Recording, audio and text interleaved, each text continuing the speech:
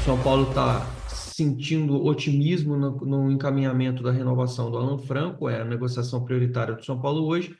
O Pablo Maia também é uma das prioridades que o São Paulo tem para a renovação do contrato. O próprio empresário dele acredita que a coisa está caminhando bem. Se não me engano, o empresário dele é o Júnior Pedroso. É uma perspectiva interessante. O Pablo Maia que está animado, voltou a correr no campo, tem que cumprir um período ainda fora do time, então quem vê ele correndo, ele está próximo de volta, mais ou menos, calma, mas ele está mais feliz, está mais animado por já estar podendo pisar no campo e já ter contato de novo com os companheiros.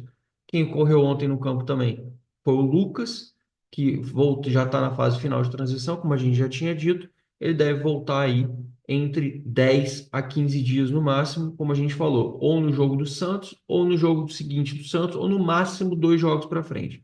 Isso vai depender muito, pode ser que ele entre com poucos minutos no começo, depois com mais minutos, isso vai depender muito do cenário que a gente vai encontrar do São Paulo, se vai ser o Zubeldia, se não vai ser o Zubeldia, enfim, a gente tem muita coisa para avaliar daqui para frente. O Arboleda, para este domingo, está sendo poupado, ele teve um desconforto muscular, como a gente soube, não foi propriamente uma lesão, mas ele está sendo poupado desse jogo contra o Cruzeiro. Pode ser que durante a semana ele jogue, mas a priori ele cumpre pelo menos de 2 a 3 jogos fora, que era o que eu já tinha publicado no blog do São Paulo, logo na sexta-feira, pela manhã, que ele perderia alguns jogos com a gente. Vamos torcer que ele volte e quando voltar, que ele volte bem da melhor forma possível. Tranquilo? Acho que de giro de jogadores, dessas notícias assim, macro que a gente tem como um todo, essa é a parte mais importante. E aí a gente agora entra no que é a notícia do dia, no final das contas, né? É a notícia do bastidor que eu posso trazer para vocês. A gente publicou também no blog do São Paulo, logo que a torcida independente, lá o Baby, não sei quem é que publica para ele, fez um comunicado por volta de 10 da manhã, se não me engano, 9 da manhã, agendaram uma ida para o CT do São Paulo para 5 horas da tarde.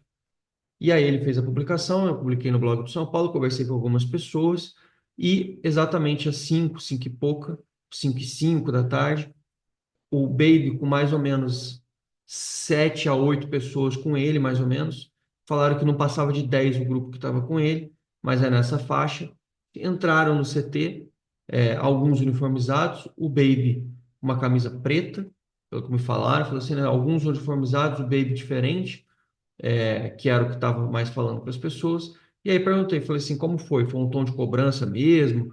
Teve um clima pesado, alguma coisa ruim? E aí é o que a gente entra para a gente bater esse papo, que eu vou contar para vocês, o que eu apurei, obviamente, lembrando que eu não estava presente, mas vou contar para vocês aquilo que eu ouvi, que eu já tinha até começado a contar no postagem que eu fiz no blog do São Paulo. Por isso que eu digo, o blog do São Paulo, sei que talvez você fale assim, não, eu vou esperar o vídeo do Zanqueta que ele vai me atualizar aqui.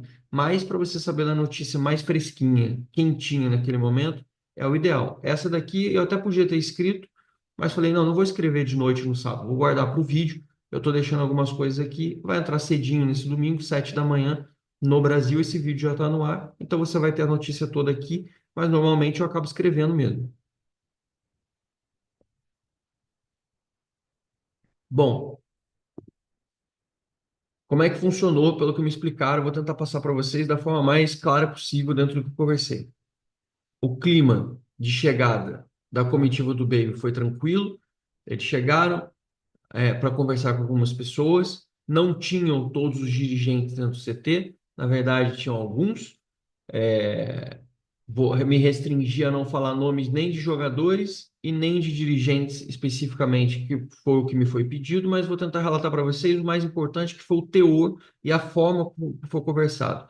Na verdade, ao invés de, se você está imaginando, eles chegaram lá, dedo em rixe, e fúria, e cobranças efusivas, tipo ameaças, etc., nada disso aconteceu.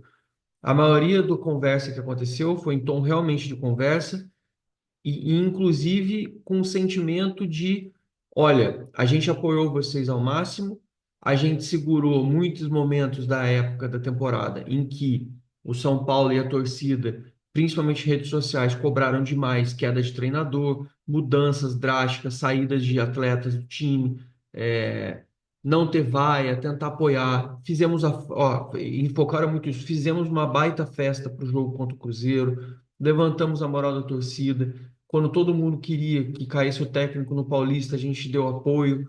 A gente falou, a gente conta com, vamos dar mais tempo. Tem jogadores do time que precisam dar um pouco mais, fazer as reações. A gente fez tudo que podia para blindar e proteger o time de alguma forma.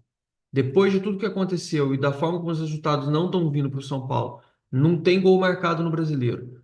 O São Paulo tem dois empates. O São Paulo tropeçou na Libertadores, tropeçou muito no começo do ano, não vem apresentando um resultado consistente, vem machucando o jogador, má fase de todo mundo, declarações péssimas em entrevista coletiva, chegando a culminar nesse momento. O que deu a entender na conversa que eu tive foi que eles mais fizeram um apelo do tipo, olha, a situação não dá mais para a gente ficar blindando o que aconteceu.